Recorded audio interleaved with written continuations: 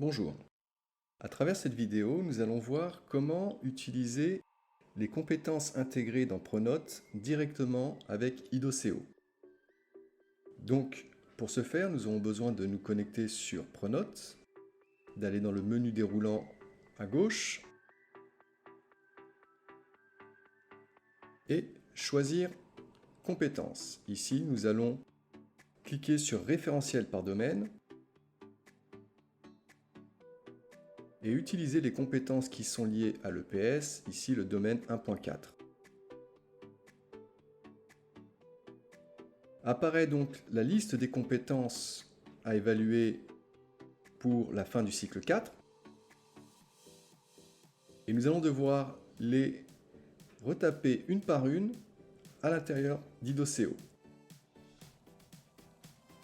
Donc je vais aller dans le réglage, la petite roue dentée qui se trouve en bas. Et je vais sélectionner les compétences clés. Je clique sur Ajouter. Donc là, vous voyez qu'il y a marqué acronyme. C'est les initiales de la première compétence. Par exemple, si on veut écrire concevoir et réaliser un projet de performance, nous allons écrire en acronyme PERF Opti.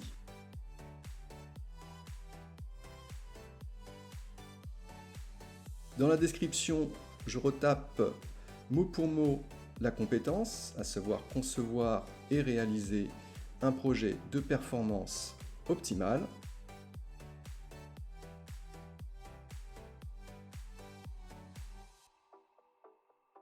Je peux lui choisir une couleur,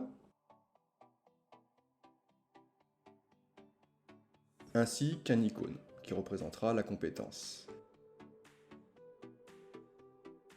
Je valide et je reproduis cette opération pour que toutes les compétences apparaissent.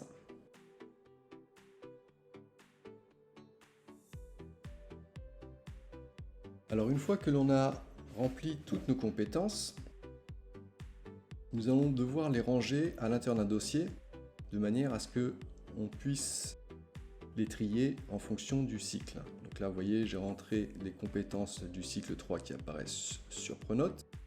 Je vais donc créer un petit dossier. Je l'appelle C3 en acronyme.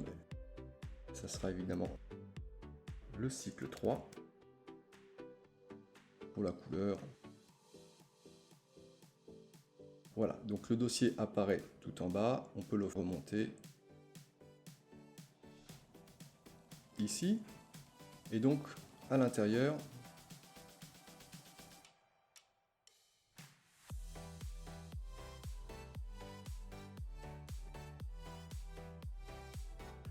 on va cliquer et sélectionner toutes les compétences que l'on veut voir à l'intérieur de ce dossier.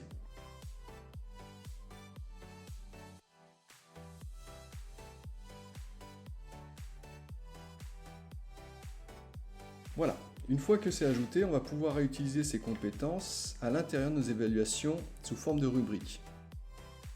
Souvenez-vous, dans la classe virtuelle, nous avions créé ici l'évaluation pour le savoir nager. Plusieurs façons d'utiliser en fait ces compétences clés.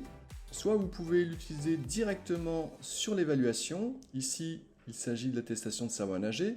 Donc, je veux que les élèves ayant acquis plus de 80% dans l'évaluation puissent être validés sur le savoir nager. Donc là, vous avez vu, j'ai cliqué sur compétences clés. Les compétences clés apparaissent ici, sous leur forme d'acronyme.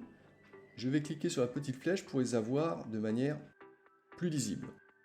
Donc, je vais cocher ici la valeur C3, donc l'attestation du savoir nager, qui va être liée directement à l'évaluation. Donc là, pour l'exemple, j'ai noté quelques élèves. Et pour voir un petit peu si ces élèves ont validé le savoir nager, je vais cliquer à côté dans Résumer. Donc là, vous pouvez rajouter des compétences, widget par exemple, hein, et vous cliquez ici sur compétences clés. Donc Donc là, c'était déjà saisi, et donc elles vont apparaître en bas.